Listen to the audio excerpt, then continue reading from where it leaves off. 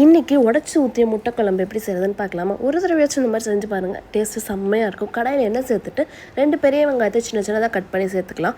இது கூட காரத்துக்கு 2 பச்சை மிளகாய் கீழே சேர்த்துருக்கேன். 3-4 பூண்டு பற்களை குட்டி குட்டியாக கட் பண்ணி அதையும் சேர்த்துருக்கேன் 2.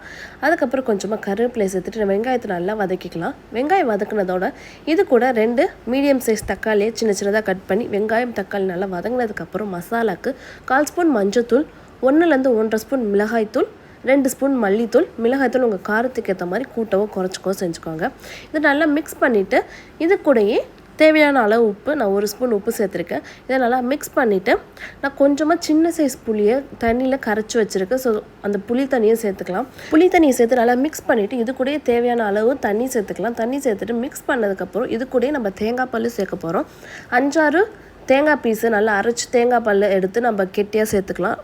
இதை வடிகட்டணும்னு அவசியம் இல்லை. அரைச்ச தேங்காய் பால் இது கூட சேர்த்து நல்லா மிக்ஸ் பண்ணிவிட்டு நல்லா கொதி வந்ததுக்கப்புறம் முட்டையை ஊற்ற போகிறோம்.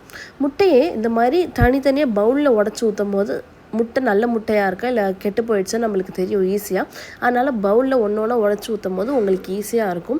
ஸோ இந்த மாதிரி நான் 3-4 முட்டை உடச்சி ஊற்றிருக்கேன். முட்டையை உடச்சி ஊற்றிட்டு இதை எதுவும் மிக்ஸ் பண்ணாமல் இது மேலே கொஞ்சமாக பெப்பர் போட்டுக்கோங்க. ஸோ எங்கே முட்டை இருக்கோ அங்கே பெப்பர் போட்டிங்கன்னா அது சாப்பிடும்போது டேஸ்ட்டு சூப்பராக இருக்கும். முட்டையை போட்டு நல்லா மூடி வச்சுருங்க, எதுவும் கிண்டாமல்.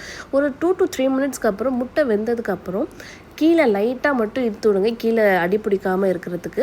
ஸோ அவ்வளோதான். இது செய்கிறது ரொம்ப சிம்பிள். இதை மூடி போட்டு நல்லா வேக வச்சு எடுத்திங்கன்னா முட்டை வேகிற வரைக்கும் சூப்பராக இருக்கும். நல்லா கொதி வந்து லாஸ்ட்டாக இறக்கும் போது கொத்தமல்லி இலையை போட்டு இறக்குனிங்கன்னா சூப்பரான உடச்சி ஊற்றிய முட்டை குழம்பு ரெடி. இது ஒயிட் ரைஸுக்கு இல்லை சப்பாத்தி, பரோட்டா, இடியாப்பம் எல்லா காம்பினேஷனுக்குமே சூப்பராக இருக்கும். ட்ரை பண்ணி பாருங்கள். அண்ட் இந்த மாதிரி வீடியோஸ் பார்க்குறதுக்கு நம்ம பேஜை ஃபாலோ பண்ணிக்கோங்க. And stay tune for more videos. மறக்காமல் உங்கள் ஃப்ரெண்ட்ஸ் அண்ட் ஃபேமிலிஸ்க்கும் இந்த வீடியோவை ஷேர் பண்ணி ட்ரை பண்ணி பார்க்க சொல்லுங்கள். And stay tune for more. Bye.